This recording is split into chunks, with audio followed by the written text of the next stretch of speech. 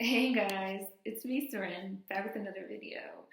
So this is going to be a follow-up on this 21 Savage story that's also going to kind of segue into some other stuff. This story is like the gift that keeps on giving, like more and more information keeps coming out. I have I keep having to like refilm stuff and like edit as more information comes out. So like please excuse me if like during the course of this video like my hair moves or like things change. I've probably already like edited this video to the point where I've had like at least 5 different versions, but I feel like I have like the most amount of like information right now at this moment for a follow-up on this 21 Savage story that's going to sort of segue into talking about some other issues. So as of right now, the most current recent iteration of this story, 21 Savage's camp released a statement via his reps, his representatives, saying that he was born in the UK, a birth certificate was leaked all over the internet showing that he was in fact born in the UK, he was not born anywhere else or anything, and then came here. It's not that his parents were born in the UK and so he has like dual British citizenship. That was something that was like flying around. None of that. He was born in the UK. He lived there until the age of 7. He came here. He left here in 2005 and went back to London, and then he returned. After he returned from London the second time is apparently where the confusion with the visa sort of came, and he's been living in this country illegally ever since. Now, those are the facts of what happened. So, he is a transplant. He was born in another country. He lived in another country until the age of 7. He came here, and then from then on, we'll sort of like let go of that back and forth that happened in the middle, whatever. And then from that moment on, from the age of 7 on, he was raised in Atlanta. Now, that being said, the fact of the matter is he's a transplant, right? He's a transplant. I've been getting into some really interesting conversations about this. I've seen people sort of doing these mental gymnastics and these like bending of reality to try to say that like the facts of what happened are not the facts of what happened. I've seen a lot of conflation of issues, which I'm going to get to later on in this video, conflation of issues and sort of mixing and matching of problems and sort of making things about XYZ when they're really about ABC. Like the conflation of issues is the whole problem in my opinion. 21 Savage is a transplant. He was born in the UK, he moved here, okay? He's a transplant that lied by omission about his background, period. Those are the things that happened. His reps also revealed in the statement that he became aware of his expired visa and filed paperwork for a new one in 2017, which would be 2 years ago now. So it's not like, oh my God, he came here as a baby and never knew. His mom never told him. He didn't have any knowledge. Nobody knew. Everybody knew. As recently as 2 years ago, the paperwork was filed to sort of update the visa. So there's an awareness. This was deliberately kept quiet. It was deliberately kept a secret, which makes it a lie of omission, right? What actually happened was he was born in the UK. I'm going to keep repeating it because like you guys are trying to like act like this isn't what happened. What happened was he moved here from the UK at the age of 7, and that fact was purposely hidden when he started rap career. You can Google 21 Savage interviews talking about his life, his past, his childhood, his parents, his upbringing. It is never brought up, not one time, saying, I was born in the UK, I lived there till the age of 7, and then I came here. Never, okay? Never, never. Period. Period. And even if you guys want to talk about him growing up on the streets in Atlanta, that should have been prefaced, bookended, if you will, with the statement of fact. Yeah, I was born in the UK and then I traveled here at the age of 7. And so maybe here is some of the juxtaposition between the UK and here. Very easy thing to do. Nobody said anything about it. It was deliberately omitted. And people have been like, well, they joked around. It's been a sort of an open secret. It's been joked about, roundabout in the industry. And you can find like some interviews where people are like, ha, ha, ha, ha. That's not explicitly stating this is what it is. That's what makes it a lie of omission, right? If you're not explicitly stating what it is. If you meet a nigga in the club and you ask him if he's married, he says, girl, yeah, I'm married. I'm just out in the club even though I'm married. And you think he's joking. And then it comes out that the nigga really is married. That's a lie. That's a lie by omission, right? And I'm pretty sure we'd all be in agreement that that's a lie. So why are we not in agreement that this is a lie when it comes to 21 Savage? Like, there's really been a conflation of issues. And a lot of the conflation of issues, in my opinion, is sort of revolving around some of these same deflection tactics, right? Which are, well, he came here at the age of 7, so it doesn't matter that he's a transplant. It does matter that he's a transplant. Like, we can't deny that that's what he is. It's what he is, right? It wasn't really a lie, the fact that it was a lie by omission. Yes, it was. This is not like your neighbor. Like, this is somebody that's a very public figure, that's had a very public, lucrative rap career as a rapper out of a certain region, Atlanta. Come to find out, he was not born there, nor did he even spend the first 7 years of his life there. And he wasn't open about it, right? Tupac was born in New York. We know that. We know it. It didn't have to be revealed to us. It didn't have to be an exposal, okay? Right?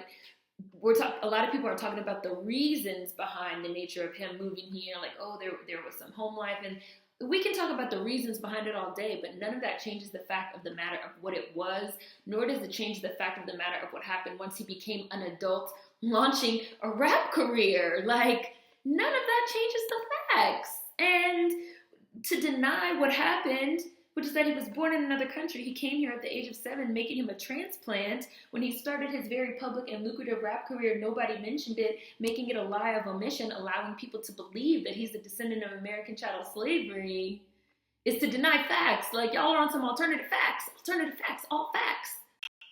I don't understand why anyone wants to defend his lie by omission. It's clear to me that he led people believe he was DACS to benefit financially. I was born and raised in Germany and came to the US when I was 19. Yes, I understand everyone is different, and 21 was much younger than me when he came, but it's just curious to me that he and his family completely forgot to mention that he was from London. And I was like, completely forgot, all caps. Another comment. I came here when I was 12 also, and I was letting people know I'm Haitian. So I find it very weird that people are making it seem like what he did was or is normal. I find it really weird that people are making it seem like 12 is such a young age to forget where you are from and your culture. I said 12 is not young. He would know. His reps are now saying it's age 7, and after that he returned to London and then came back, which makes it even worse. You were traveling back and forth, you knew. How is this even a conversation? And again, as recently as 2017, visas were reapplied for, okay? This is something that was deliberately being kept a secret. It's not like people didn't know. So, if there's nothing wrong with it, why is it deliberately being kept a secret? If we're already in the process of legally re-upping the paperwork, why is it being kept a secret from the public that buys his records? No one said anything. They let people think whatever. That's a lie of omission. And in the updated story, it says he reapplied for a visa in 2017. So this didn't just slip anybody's mind. It was known and kept quiet. And this person said to me, I guess it didn't go too well with his public persona, so they kept it under the rug. And that's a lie. That's a lie. Another comment. His dad is some type of holistic doctor that did studies in the UK. After I read that, I was like, this 21 Savage is an agent sent to study the Black Americans and imitate. I was like, this nigga literally has a whole made-up background about his dad not being around. Streets raised me, I'm a whole bastard. And obviously, I don't know what his family situation is, but I seen this nigga's father's Instagram. He has all type of pictures of 21 Savage when he was a kid. He has all type of pictures of 21 Savage chilling with the motherfucking London crew, out the family out there. Like, my nigga, you knew your dad, you knew your family, you knew you were born in the UK, you lived there until you were 7. I don't want to hear, if y'all are really going to be in the comments pretending you don't remember being 7 years old, like as if this man has amnesia, like as if he didn't know. He obviously knew. They filed to update the paperwork 2 years ago. This was a lie that got exposed. Period. That's the facts. And I literally said to someone, I was like, what you just did is a conflation of issues, and a conflation of issues is the whole problem. He is a transplant that lied by omission about his background. To deny that those things actually happened is to deny facts. What actually happened was he moved here at 7, and that fact was purposely hidden when he started a rap career. Facts. You can try and conflate those facts with him developing his personality in Atlanta, but no matter what personality was developed in Atlanta, he was born in another country, spent his childhood there until the age of of 7 came here and then lied about it via omission during his very public and lucrative rap career. I have an issue with those facts, and that's what happened. That's the fact of the matter. You can't deny what I just said. Now, you can try and deflect from what I just said. Well, he came here at the age of 7, so it was fine. You're not denying that he came here at the age of 7, though, that he's a transplant that lied about it. You're trying to make it okay. You're trying to explain it away. You're trying to excuse it. And if it's fine for you, that's fine, but you don't have to make it, you can't make it fine for me. And this is also what we mean when we start talking about why it's so important that descendants of American chattel slavery have our own recognition as our own ethnic group. Because I had somebody ask me how is he a transplant?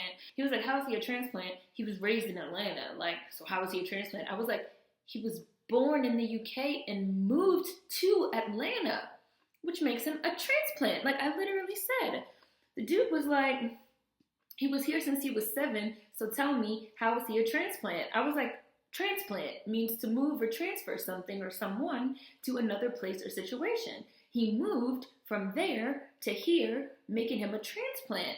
Being a transplant is not a figure of speech, right? It's a literal thing. Just like being a descendant of American chattel slavery ain't a figure of speech. It's a literal thing, right? Just because he came here at the age of 7, really what this argument is boiling down to, for real, is he came here at the age of 7, so why doesn't he get to be a descendant of American chattel slavery? Why can't he become a descendant of American chattel slavery? What's the issue with it? That's what the argument is. And just like we've been saying, it's not just some shit you can pick up and put on like a coat just because you move here. Period. He's a transplant.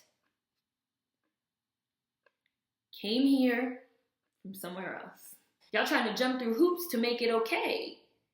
I guess if you like somebody's music, you'll jump through a lot of hoops to make something okay. But really, what ended up happening was that ICE got involved and people got triggered by ICE getting involved. And so now they're making this their cause that they're going to die for. My problem, me personally, is that he's a non-DACS who got caught lying by omission. You can make all the excuses you want, reasons for it, but that is what happened. That's what happened. That's the fact of the situation. My problem is that he's a non-DACS who got caught lying by omission about it. But a lot of people's problem is the deportation aspect. And it's totally cool if that's your problem, but y'all trying to make that shit everybody's problem. So let's unpack that. This thing that's going around now is this is the problem of DACS because Black Americans are also liable to be deported. So I was talking to somebody about this on Instagram, and they actually sent me some stats. Now, a Syracuse University study published in 2013 said used ICE records to determine that the agency had placed detainers on 834 U.S. citizens over a 4-year period. Okay, so that means that 834 U.S. citizens were sort of incorrectly detained by ICE as illegal immigrants, right? 834, right? Do you guys know what the population of the United States is? Let me tell you. 325,145,964, right? So our population is over 300 million. Out of 300 million, 834 citizens were unlawfully, incorrectly detained by ICE. And out of that 834 citizens, only about 5 to 10 of them were Black, right? Were Black Americans. So I did the math. That is a 0.000026572681006% of the population. So that's far below 1%. That's not even half of 1%, right? That number is so small. 834 out of over 300 million, and out of that number, roughly 5 to 10 of them have been actual Black Americans. That number is so small as to be statistically insignificant, right? These are the numbers. These are the numbers. Y'all know me. Let's talk numbers, right? Let's not just talk internet urban legends. Let's talk numbers. And to follow up, do you know how many Black American males make up the prison population in the United States? 37%.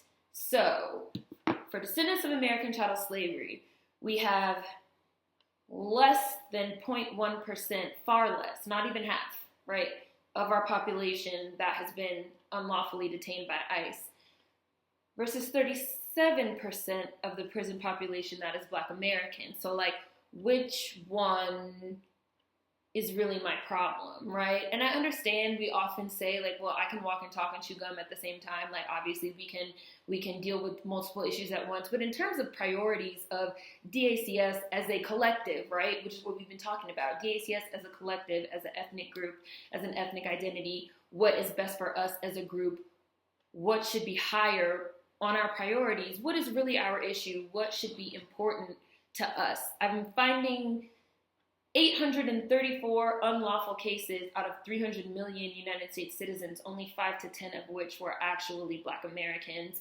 versus the amount of us that are, like, for example, funneled into mass incarceration. And I just picked that randomly. Like, I could have looked up, like, school statistics or, you know, like, jobs, economics. Like, there's other things I could look up in terms of American infrastructure that are, like, really hitting Black Americans hard, right?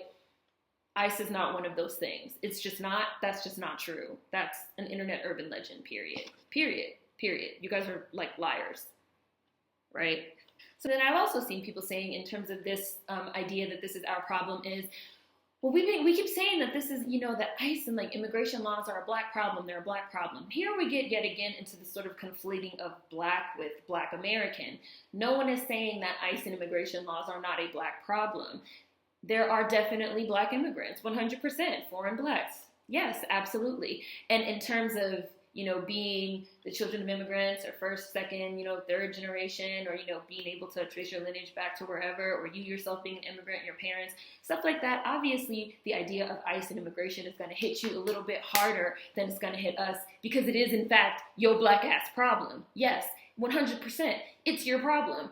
And Black immigrants and, again, foreign Blacks and children, and, you know, y'all should totally be rallying around 21 Savage and, like, fighting for this. But the expectation that descendants of American chattel slavery have to also make this our problem and sort of put you on our backs as the mules of the diaspora and the mules of the world, which is the belief of everyone that we have to put you guys on our back and carry you to the promised land, I have an issue with that, because it's not our problem, right?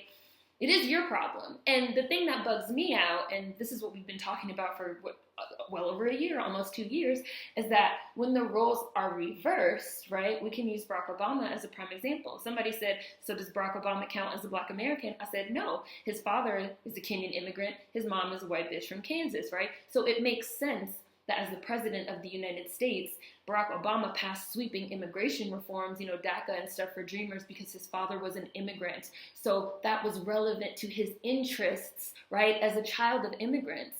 He didn't really do very much for the descendants of American chattel slavery, even though we were primarily the ones that got him elected under this sort of banner of, well, we're all Black, right?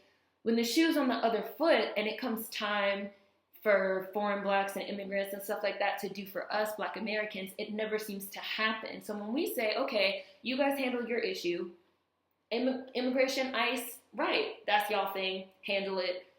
Prisons and lack of reparations and school and education and jobs and, like, dealing with white supremacist infrastructure in a certain type of way, that's our thing, because, reminder, the American white supremacist infrastructure is hierarchical, right, where you have whites at the top, non-Black persons of color, foreign Blacks, and then Black Americans, Native Black Americans, DACS, you know, down at the bottom. So it is a hierarchical structure, right, where as a foreign Black, you can be oppressed by a white and a non-Black person of color, but you can also turn around and act as an oppressor against Native Blacks. You can utilize the system of American white supremacy to your advantage against us in terms of infrastructure. You can be an oppressor. So when we say, you guys handle your thing, we're going to handle our thing. We do have ethnic differences. We do have differences within the diaspora. We do have different struggles based on the social hierarchy.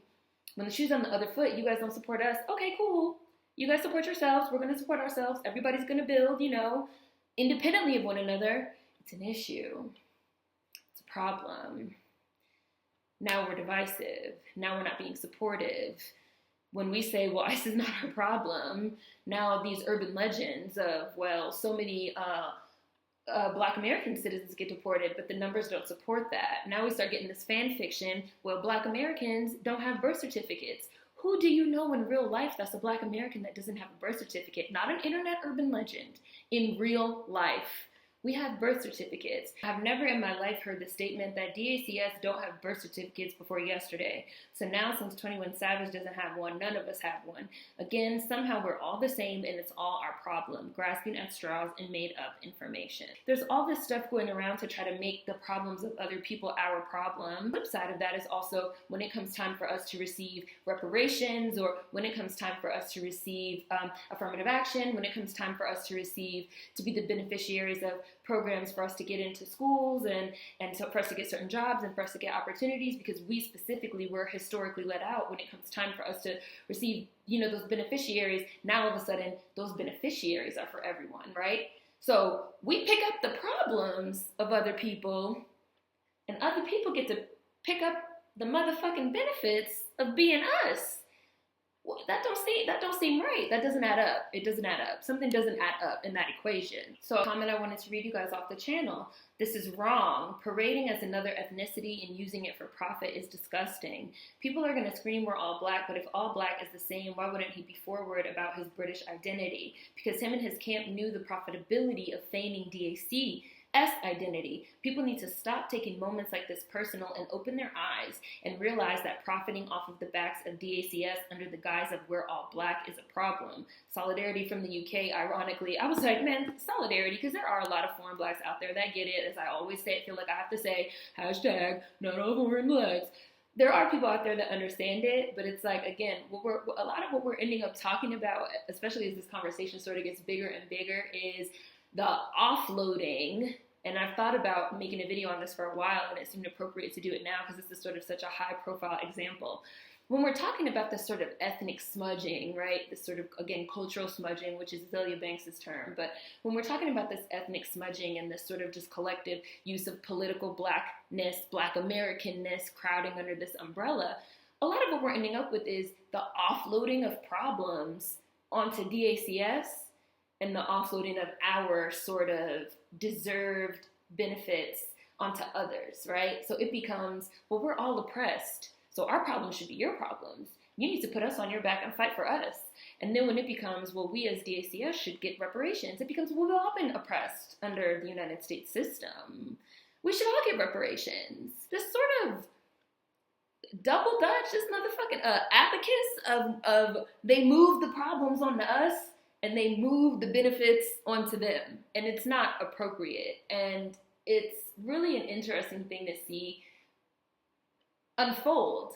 It's become an issue with foreign blacks that run blogs, that have YouTube channels, that have really popular platforms that talk about relationships between black men and black women in a certain type of way, sowing discord in our community, making that our problem. And I've said this previously, as some of you guys have probably heard me say, if you're from Britain, where interracial dating is the norm and the standard between black men and white women, and that's your perspective, and you're giving your British perspective on black relationships, it needs to be known up front that you're British. And so you're giving your perspective as someone that possibly grew up seeing interracial relationships as the norm and the standard. As a DACS, I didn't grow up seeing interracial relationships as the norm and the standard. So I can give a totally different perspective. We are different. We have a different ethnic identity. We have a different culture. You have people that are not a part of our culture and our ethnic identity throwing in their 2 cents and using these really huge platforms to like push a lot of ideas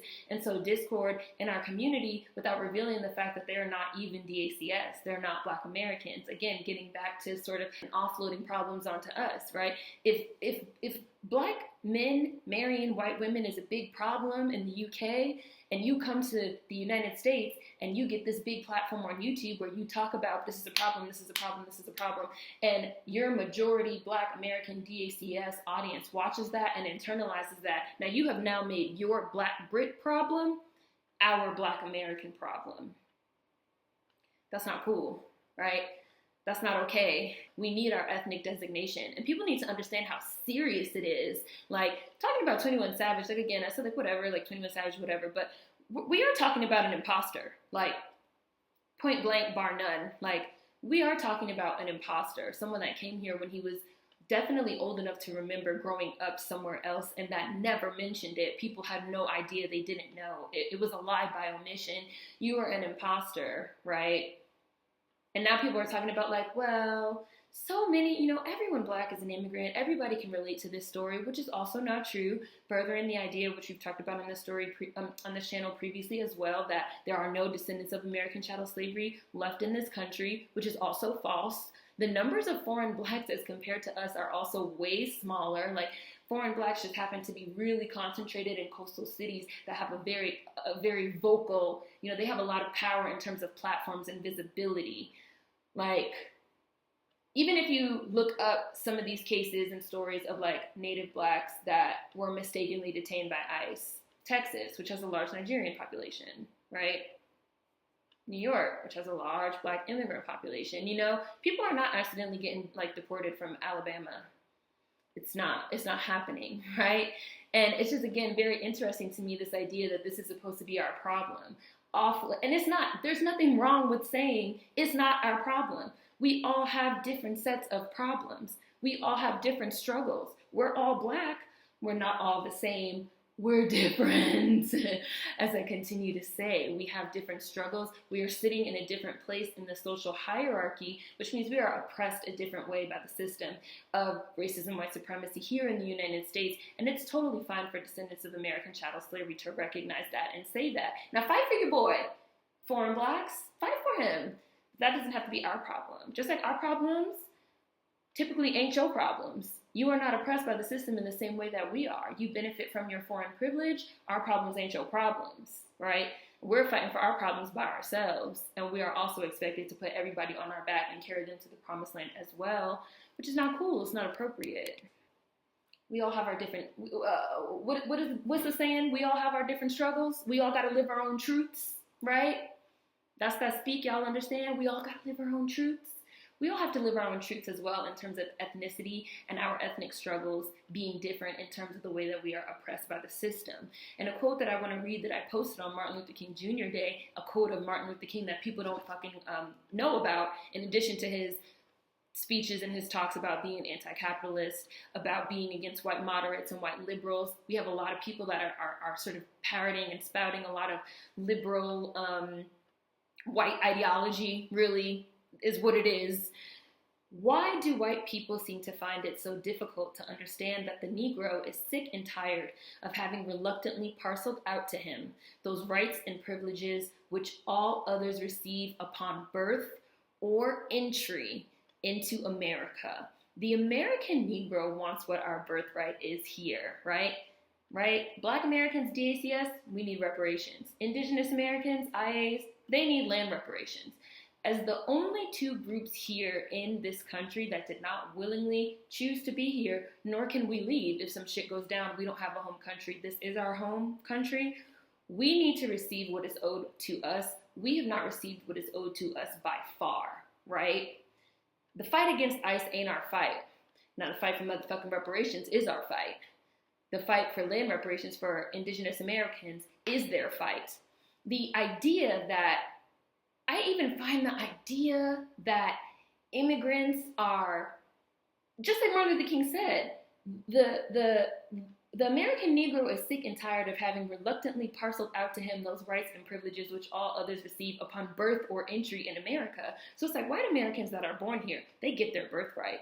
And we're obviously operating under this notion that immigrants also have a birthright here or something, like that they have unalienable rights as soon as they arrive here in the United States. Now, if that is the hill you want to die on, if that's the talk you guys want to have, I don't have no issue with that. But expecting that to somehow be the responsibility of descendants of American chattel slavery that still to this moment have not received what is our just due and our birthright as citizens, as descendants of American chattel slavery is actually, like, I'm laughing because it's actually so far-fetched to me. I don't understand how people can sort of wrap their mind around this concept. Martin Luther King Jr., what the American Negro wants and will not stop until he gets is absolute and qualified freedom and equality here in this land of his birth and not in Africa.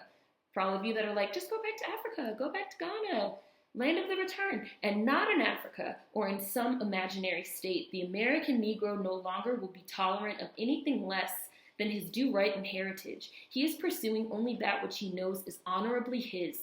He knows that he is right. No matter what y'all say to me, No matter what kind of comments y'all leave, no matter how many y'all unfollow, because y'all sure seem to think that the internet is real life, that unfollows are supposed to impact me in real life in any way. He is only pursuing that which he knows is honorably his. He knows that he's right. I'm right.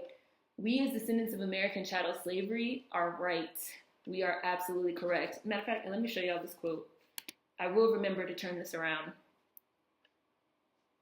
It goes to show why we need our ethnic identity, right? Like, being lumped in altogether is really causing an issue in terms of like the problems being offloaded onto us as descendants of American chattel slavery, and the reverse, that any type of course correction, or what is the word I want?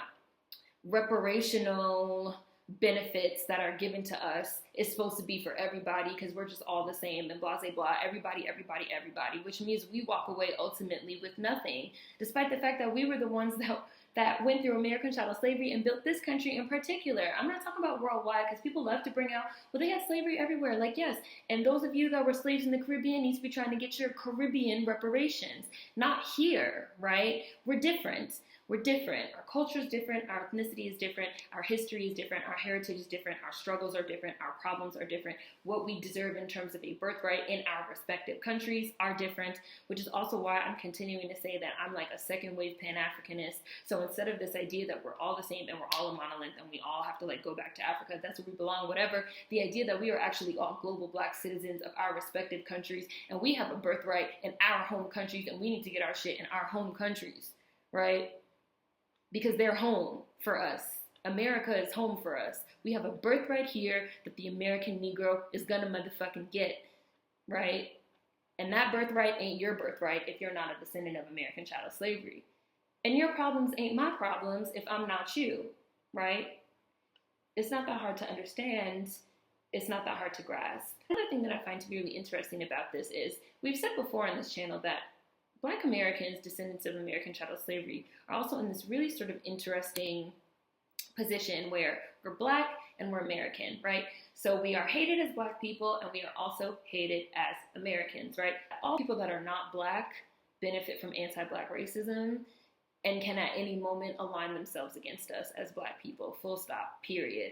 But then, since we are American, all non-Americans, including foreign Blacks, including Black immigrants, including non-Black person of color immigrants, Latinx and East Asians and this and that, all non-Americans can also align against us at any time, okay? So Black Americans are in this space of where non-Black people can align against us because we're Black, non-Americans, foreign Blacks and immigrants can align against us because we are American. We don't have any allies. We don't have any allies in this country. We have to look out for ourselves.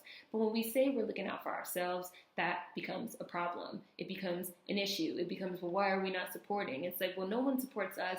And at any moment, if Trump hits that little red button, you can all align yourselves against us. And we will not have any allies or any solidarity or anywhere to go. We cannot leave the United States, right? This is our home. That's what I think about that. There's just been a lot going on, and in the middle of this, I'm also supposed to be doing daily videos for Hidden Figures, so a lot's going on, but we're going to keep rocking and rolling. February, for some reason, and Black History Month is just always a lot. So, food for thought as always. Hopefully you guys enjoyed this video. See you guys next time. Peace.